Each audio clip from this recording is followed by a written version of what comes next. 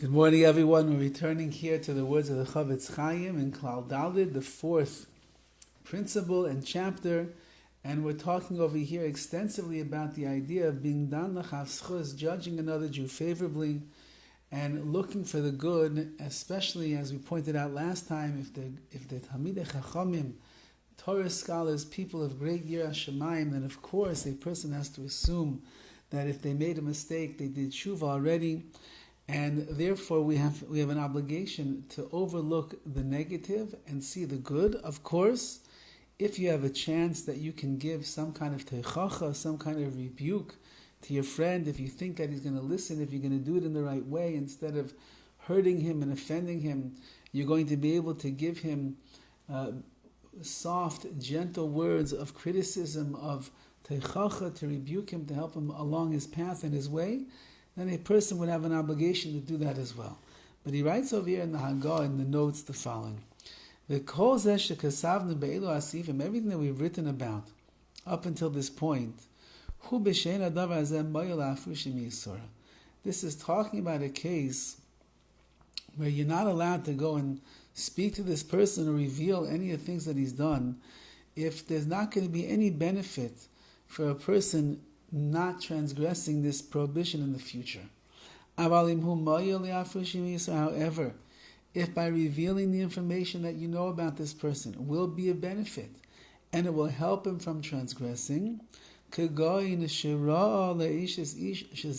example, you saw a married woman commit adultery, meaning that you saw enough of the details of her seclusion with another man and you understood that what took place over there was nothing short of adulterous relations. And the halacha is that a woman that commits adultery is no longer allowed to be with her husband. Even if you saw this only as one witness, normally we need two witnesses, but in such a case, even one witness is going to suffice. You have an obligation to go and tell her husband that you saw that she committed adultery, because the husband now is not allowed to be together with his wife. So you're helping to prevent him from transgressing the prohibition of being with an adulterous wife. But that's only if you actually saw this woman commit adultery. Because like we said, through committing adultery, she's not allowed to be with her husband. But if you only heard a rumor from other people that Rivka ended up committing adultery, if it's only a rumor, so then she's not really officially prohibited to her husband because of this second-hand information.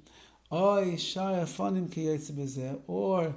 you found out in any other way, through some kind of unreliable means, rumors or chats or emails or the like, or a picture that's not really showing any details over there, all of that, says the CHOFETZ CHAIM, you're not allowed to reveal this even to the husband, because she's not asa to him min hadin according to the Torah, and therefore you have no right to go and share that with the husband. There is no te'elis, there's no benefit that is going to come about as a result.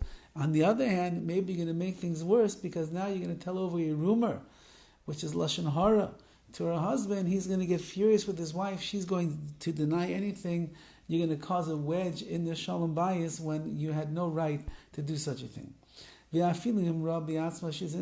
even if you saw this woman clearly have adulterous relations with another man, you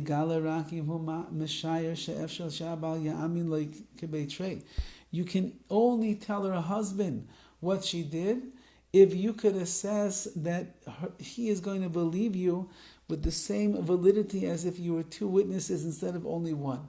And because that he believes your testimony, he is going to separate from her and not have relations, because he does not want to transgress this prohibition.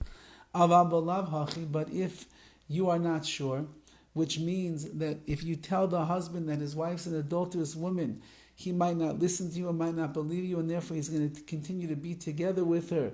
And that would mean then that you have a husband having relations with an adulterous woman, which is asr. You're no longer allowed to reveal this information to the husband, because it's only going to come back to bite him, because he knows the truth right now. He's not accepting it, and he continues to live together and be together with his wife. It is like a lahachis, which means he's going against the Torah and against Hashem to continue to be married over here. You've created a worse situation. The kol shekain lezulas, all the more so for sure, says the CHOFETZ CHAIM, you have to know you cannot reveal this information to anybody else. That would be vadai, certain lashon hara, and therefore you have to keep that to yourself. So there are many pratim, many details. Over here says the CHOFETZ CHAIM, at the end of the day, you only can rebuke such a person or reveal the information to such a person if they're going to listen to you. If they're not going to listen to you, sit and be quiet and don't say a word, because it'll only make the transgressions of that person even worse. Have a wonderful day.